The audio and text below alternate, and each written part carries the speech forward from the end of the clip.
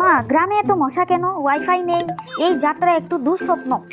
গ্রামে গিয়ে দেখবি সব কিছুই আলাদা, একটু ধৈর্য ধরো। মা, গ্রামে এত মশা কেন? ওয়াইফাই নেই, এই যাত্রা একটু দুঃস্বপ্ন।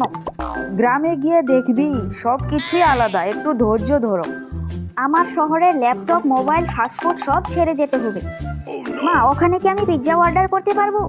পিৎজা থেকেও ভালো কিছু খেতে পাবি, কিছুক্ষণ ধৈর্য ধরো, ফ্রেশ খাওয়া পাবে ওখানে গিয়ে। আরে শহরের লোক গ্রামে কেমনে চলে এলে? একটু ঘুরতে এসেছি কাকু, বাড়িতে অনেক দিন হলো, বাড়িতে আসি না। ভালো আছো তো? আঙ্কেল, বলেন তো এখানে নেটওয়ার্ক কেন পাওয়া যায় না? আরে ভাই, আমাদের এখানে নেটওয়ার্ক একটু স্লো হবে। আর রাতে না আসল মজা, তখন দেখা যাবে বাঘাবিলায়। বাঘা বিলাই, এটা আবার কি? ওটা একটা গ্রামের বিশাল বিড়াল, আসলেই বাঘের মতো। মা, তাহলে গ্রামে কেন আসলে? ওটা তো আমাদেরকে খেয়ে ফেলবে। আরে না না, বিড়াল মানে বিড়াল, ও এত ভয় পাওয়া কি আছে? মা, চলো আমাদের শহরে চলে যায়, আমার তো অনেক ভয় লাগছে।